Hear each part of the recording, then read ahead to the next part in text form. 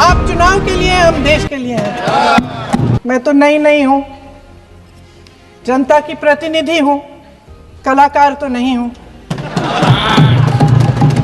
इसीलिए मैं भी, हम जितने भी चुनाव हारे, हम यहाँ बैठे रहेंगे और आपसे लड़ते रहेंगे और आपकी विचारधारा से लड़ते रहेंगे।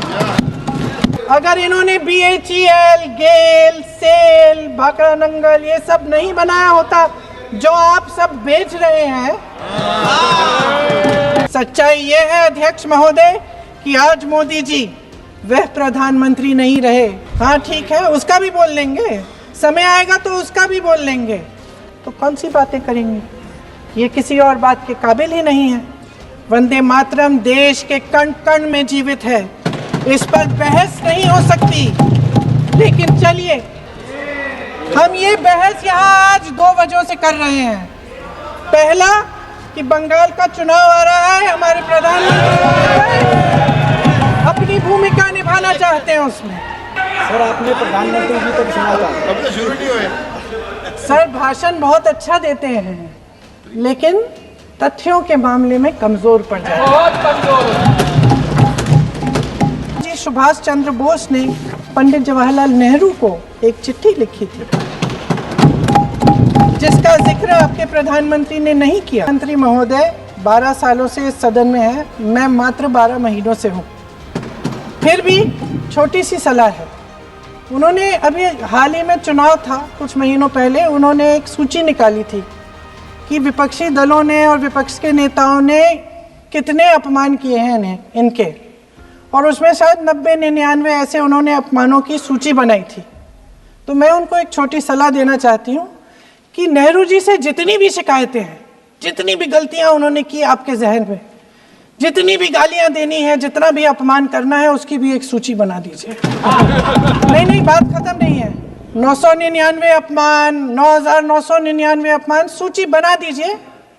और फिर हम एक समय निर्धारित करते हैं, जैसे हमने 10 घंटे आज वंदे मातरम पर हमने बहस किया है ना, उस तरह से हम अध्यक्ष महोदय जी से पूछेंगे, एक समय निर्धारित करेंगे, 10 घंटे, 20 घंटे, 40 घंटे, जितने घंटों में आपकी ये शिकायत पूरी हो जाए, माननीय सदस्य आप शांत हो जाए और हम बहस कर लेंगे।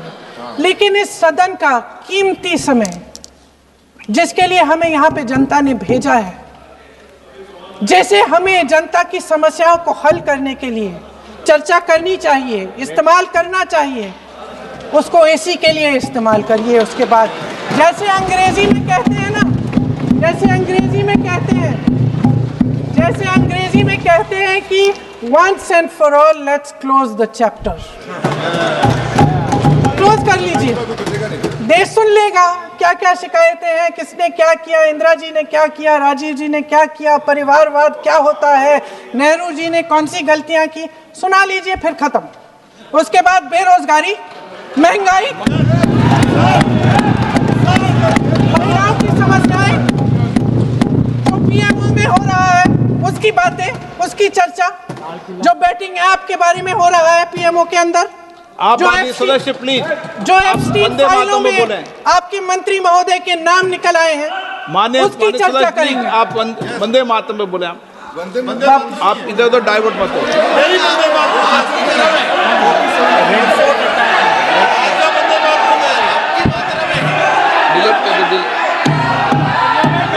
क्या हो गया? आप 1 मिनट, हाँ कर दो। क्या हो गया? अंत में चिड़ी गए।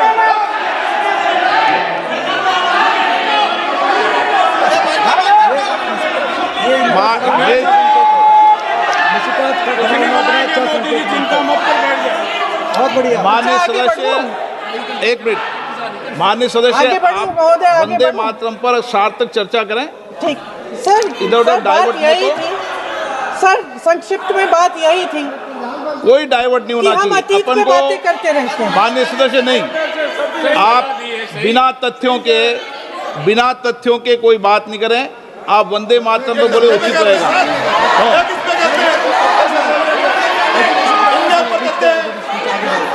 मैंने प्लीज। अध्यक्ष महोदय, मैं आपकी बात मानती हूं, लेकिन बिना तथ्य के बहुत सालों के लिए ये हम पर आरोप डाल रहे हैं।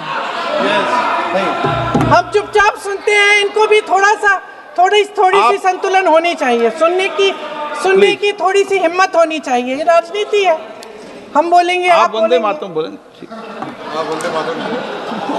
वंदे मातरम सर। महोदय, आज की ये बहस सिर्फ ध्यान भटकाने के लिए की जा रही है, क्योंकि ये सरकार इस देश के वर्तमान की असलियत छिपाना चाहती है। आज देश का युवा कितना परेशान है, कितनी मुश्किल में है। पेपर लीक होते रहते हैं, बेरोजगारी है, महंगाई इतनी बढ़ चुकी है। इसकी चर्चा हम सदन में क्यों नहीं कर रहे हैं? आरक्षण के साथ जो हो रहा खिलवाड़ है, उसकी चर्चा हम यहाँ क्यों नहीं कर रहे हैं? महिलाओं की बात होगी, बड़े बड़े ऐलान होंगे, मगर उनकी परिस्थितियों को सुधारने के लिए कोई ठोस कदम यहाँ क्यों नहीं उठाया जा रहा है? इन्हीं दरवाजों के बाहर खड़े होकर पत्रकार तरह आपने कहा कि आरोप मत लगाइए बगैर तथ्य के, तो मैं बोलूं कि नहीं बोलूं? नहीं, बिल्कुल नहीं। नो, आप उधर की बात मत बोलो। आप जल्दी से बोल लेते हो, सदन में जो कुछ भी बोले हैं वो तथ्यों से बोले। आपको हर चीज ऑथेंटिक करनी पड़ेगी, इसलिए आप तथ्यों से बोले। अच्छा सर, बड़े बड़े शहरों में प्रदूषण है, लेकिन हम इस सदन में बैठकर सिर्फ छोटी छोटी बातें करेंगे। जी, जो अतीत की बातें हैं ना, जो बार बार आप चाहते हैं कि हम पीछे देखें, लेकिन हम आगे भविष्य की बात, वर्तमान की बात, जो असली समस्याएं हैं उनकी बात न करें, ये छोटी बात होती है। आप में हिम्मत है तो भविष्य की बात करिए, हिम्मत है तो बात करिए कि बेरोजगारी क्यों है, कि पेपर लीक क्यों होते हैं। आप चेयर को एड्रेस करें। आपको अच्छा, खत्म कर लेती हूँ, चेयर को एड्रेस करो आप। अध्यक्ष महोदय जी, सच्चाई ये है कि इनका शासन दमन का शासन है। इनकी राजनीति दिखावे की राजनीति है, इवेंट मैनेजमेंट की राजनीति है, चुनाव से चुनाव तक राजनीति है, तरह तरह के ध्यान भटकाने वाले मुद्दों की राजनीति है। वंदे मातरम इस देश की उन्हीं उम्मीदों की गुहार है जिन्हें आपका शासन हर रोज ठुकरा रहा है। आज भी सरहद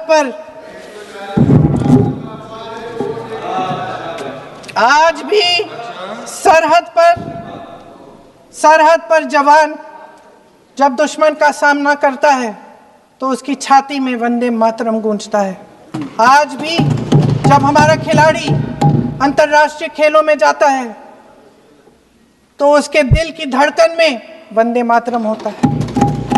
आज भी इस देश के करोड़ों देशवासी जब अपने राष्ट्र ध्वज को फहराते हुए देखते हैं तो उनकी जबान पर वंदे मातरम, वंदे मातरम, वंदे मातरम आता है। कांग्रेस के हर एक अधिवेशन में 1905 से लेकर आज तक सामूहिक तौर पर वंदे मातरम गाया जाता है। आपके अधिवेशनों में गाया जाता है कि नहीं, ये बताइए। अपने देश की आत्मा के इस महामंत्र को विवादित करके आप एक बहुत बड़ा पाप कर रहे हैं। इस पाप में कांग्रेस पार्टी शामिल नहीं होगी।